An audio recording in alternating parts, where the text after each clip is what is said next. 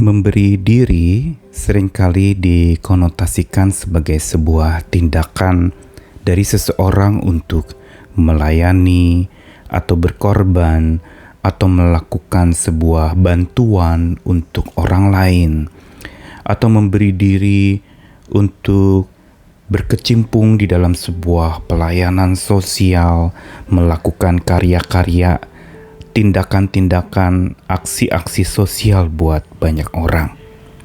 Tetapi memberi diri untuk dibantu adalah sebuah pandangan yang seringkali dianggap asing. Bagaimana mungkin, Pak, masa memberi diri untuk dibantu? Di mana-mana kita dipanggil untuk membantu, untuk menolong, untuk melayani. Kenapa kita harus memberi diri untuk dibantu? Padahal kalau kita mau lihat dari kacamata hikmat Tuhan, kita akan menemukan bahwa sesungguhnya memberi diri itu bukan semata hanya untuk membantu orang lain, tetapi juga memberi diri untuk dibantu. Maksudnya apa? Saya Nikolas Kurniawan menemani di dalam Sabda Tuhan hari ini, di dalam bacaan kita tentang satu tokoh Alkitab yang Tuhan pakai sebagai pemimpin, dan dalam karya tindakan kepemimpinan yang dia lakukan, ada orang yang berhikmat yang memandunya sehingga dia bisa mengambil sebuah langkah-langkah hikmat di dalam dia memimpin. Keluaran 18 ayat 17 sampai 24. Tetapi mertua Musa menjawabnya, tidak baik seperti yang kau lakukan itu. Engkau akan jadi sangat lelah, baik engkau, baik bangsa yang beserta engkau ini. Sebab pekerjaan ini terlalu berat bagimu. Takkan sanggup engkau melakukannya seorang diri saja. Jadi sekarang dengarkanlah perkataanku. Aku akan memberi nasihat kepadamu dan Allah akan menyertai engkau. Adapun engkau, wakililah bangsa itu di hadapan Allah, dan kau hadapkanlah perkara-perkara mereka kepada Allah. Kemudian haruslah engkau mengajarkan kepada mereka ketetapan-ketetapan dan keputusan-keputusan, dan memberitahukan kepada mereka jalan yang harus dijalani dan pekerjaan yang harus dilakukan. Di samping itu kau carilah dari seluruh bangsa itu orang-orang yang cakap dan takut akan Allah, orang-orang yang dapat dipercaya dan yang benci pada pengajaran suap. Tempatkanlah mereka di antara bangsa itu jadi pemimpin 1.000 orang, pemimpin 100 orang, pemimpin 50 orang, dan pemimpin 10 orang. Dan sewaktu-waktu mereka harus mengadili di antara bangsa. Maka segala perkara yang besar haruslah dihadapkan mereka kepadamu, tapi segala perkara yang kecil diadili mereka sendiri. Dengan demikian mereka meringankan pekerjaanmu, dan mereka bersama-sama dengan engkau turut menanggungnya. Jika engkau berbuat demikian dan Allah memerintahkan hal itu kepadamu, maka engkau akan sanggup menahannya, dan seluruh bangsa ini akan pulang dengan puas, senang ke tempatnya. Musa mendengarkan perkataan mertuanya itu, dan dilakukannya lah segala yang dikatakannya. Di balik seorang pemimpin yang besar ada dukungan yang lebih besar lagi. Ini harusnya kita garis bawahi ketika melihat orang-orang yang bernama besar atau berkarya besar di dunia ini. Begitu pula Musa, di balik kepiawaiannya dalam memimpin sebuah bangsa untuk dibebaskan dari penindasan, ada tokoh-tokoh yang Tuhan sediakan, khususnya mertuanya Yitro, yang justru menjadi pribadi bijak di balik hadirnya Musa yang kemudian menjadi bijak. Apa yang dilakukan oleh Yitro? Pada masa itu konteksnya adalah ketika Musa sedang kebingungan, bergumul mengatasi pola kepemimpinannya. Bagaimana dia melakukan segala sesuatunya serba sendiri. Ibaratnya one man show. Ibaratnya single fighter. Dia berjuang sendiri. Dan bukankah itu juga yang menjadi beban hidupnya sebagai seorang pemimpin yang dipanggil dan dipilih oleh Tuhan? Seolah-olah semuanya ditimpakan atau dipikulnya di bahunya sendiri.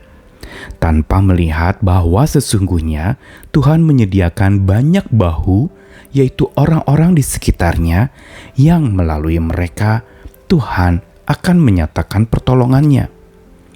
Dan inilah yang seringkali memang membutakan mata seseorang saat dia fokus kepada dirinya sendiri, saat dia merasa bertanggung jawab, bahkan bertanggung jawab yang berlebihan atau over responsibility yang dia miliki, terlalu kelewatan bertanggung jawab untuk segala sesuatu.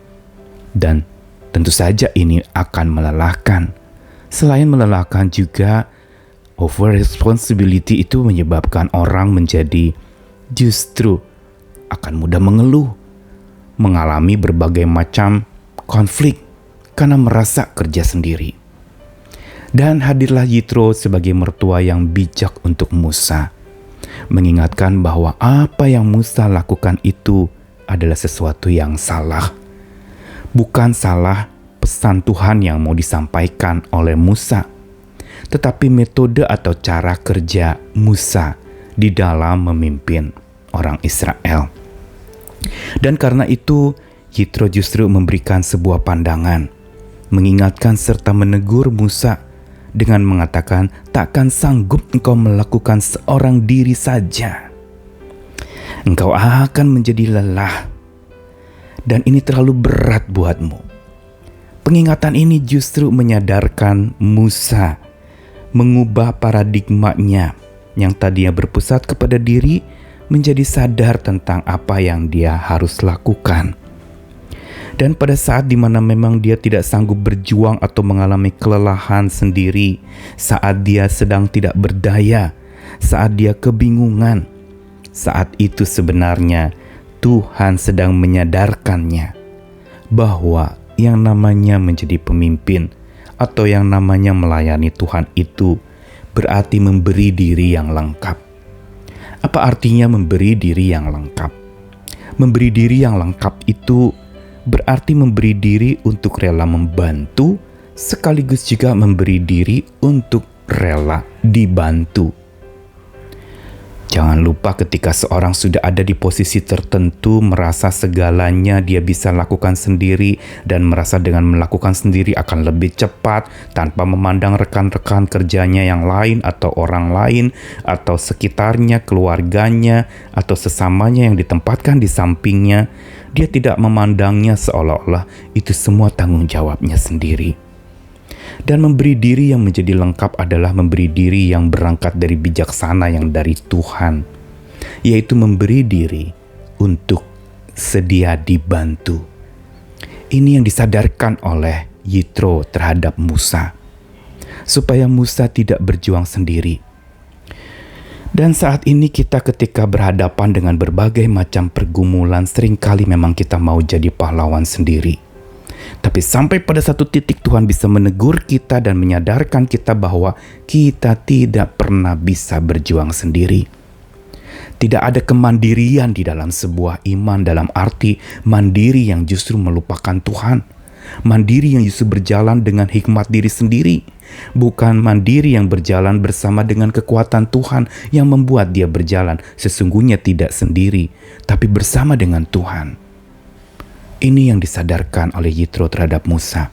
Dan ini pula yang berangkat dari bijaksana, hikmat yang tinggi dari Tuhan, sekaligus kerendahan hati. Karena butuh hikmat dan butuh rendah hati untuk supaya kita bisa menerima pertolongan orang lain.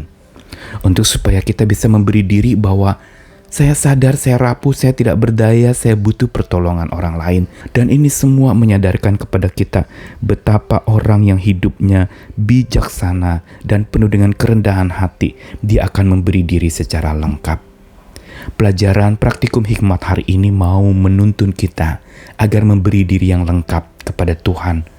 Memberi diri untuk melayani Tuhan, sekaligus juga memberi diri untuk dilayani oleh Tuhan.